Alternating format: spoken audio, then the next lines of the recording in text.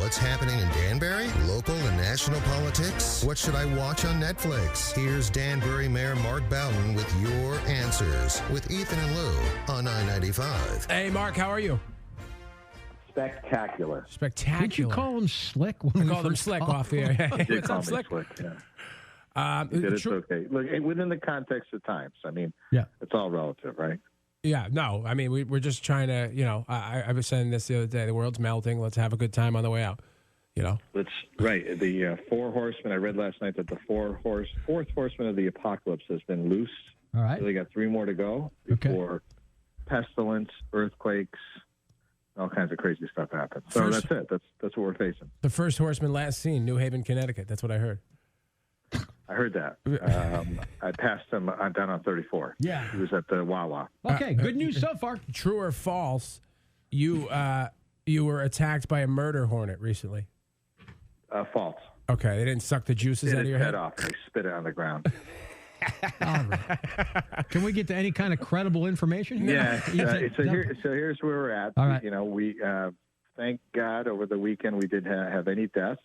We are around 1,740 confirmed COVID-19 cases in Danbury. Unfortunately, last night I got word of one of our nursing homes is actually 3 of them have very serious outbreaks that we're working on right now. Oh, boy. But we had 30 positives in one home alone. And those facilities are staffed with such hardworking people, and the fact that they expose themselves to this, they go to work every day knowing that there's a chance, that they could pick this up is incredible. So I just want to give them a shout out, and we're doing everything we can. It's just really, it's a hard population to manage, given how close the quarters are and the needs of the patients. So let's keep our fingers crossed and let's pray for them and keep working it.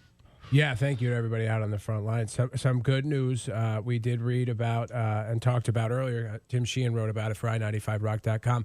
The farmers market's going to come back this summer, with all the proper safety precautions. But that's a big deal. It's something for people to do and a way for folks to make money locally.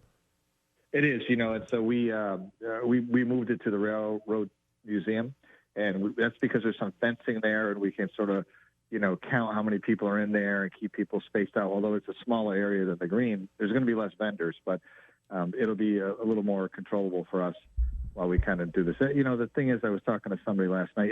Everything's going to be different. I mean, it's just the way it is, and we're not having the fireworks on the lake. We're not having the fireworks at the mall. People are upset about that. But, we can get on a nice warm night. We can get 10,000 people over at the town park. I just can't risk it. And I get it. I want my fireworks too, but it's just not something we can do. So you pick your area. We're having to retool and recalibrate, and it's tough.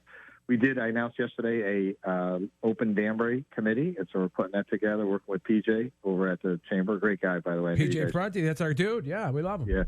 He's a good man, and so he's him and Roger Palanzo from our economic development office are putting that together right now because we want to take all these. I don't know if you've seen the regulations from the governor about these various businesses, but they are so convoluted, so complex, so difficult to understand. We're going to try to distill these things down. So, the barbershop, the hair salon, they know exactly what they can and can't do.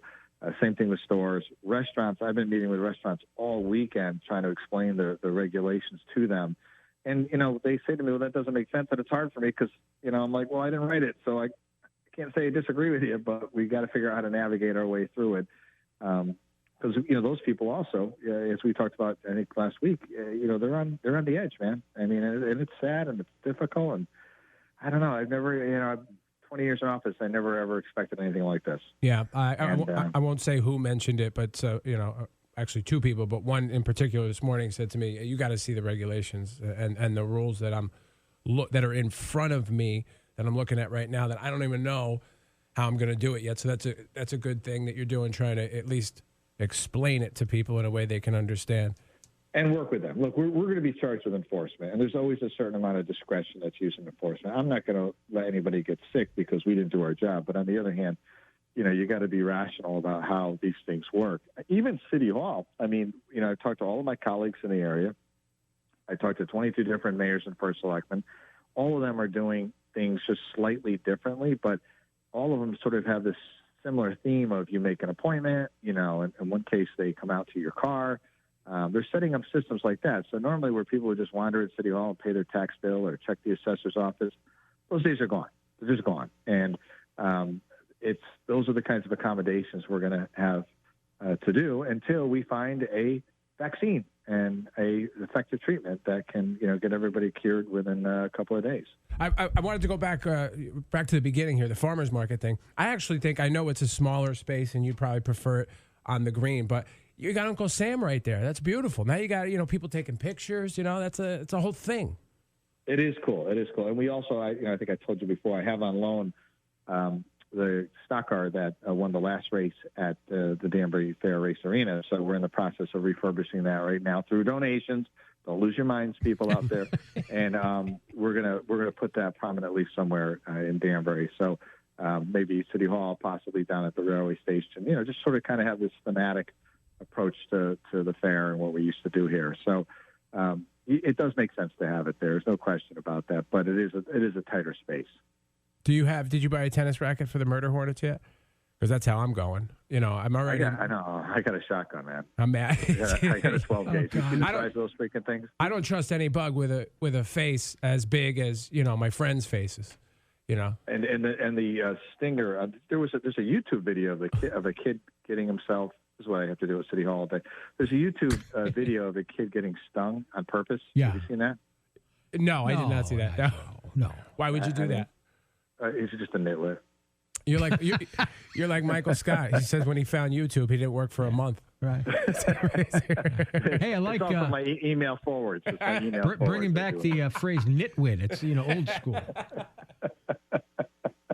It is old school, but effective and accurate. I like it. We can't get a straight answer out of anybody. So first we get, murder hornets are coming to steal our women and our precious metals. Right. And everybody be fearful and get a shotgun and shoot these winged devils out of the sky. And then the entomologists are like, whoa, calm down. Everything's fine. Is it fine or is it bad? Nobody can tell you fine or bad. Nobody knows. Nobody knows. But did you see what the Japanese honeybees do? What's that? What do they do? They are smart, man. What they do. They break dance. So they wait until the hornet enters into the hive instead of attacking it outside, right? Because that thing feeds on hornets or on bees. And then they surround it, and they flap their wings really, really fast, raising the temperature in the hive, which kills the hornet. Come on. Look at that. Swear to God. That's awesome.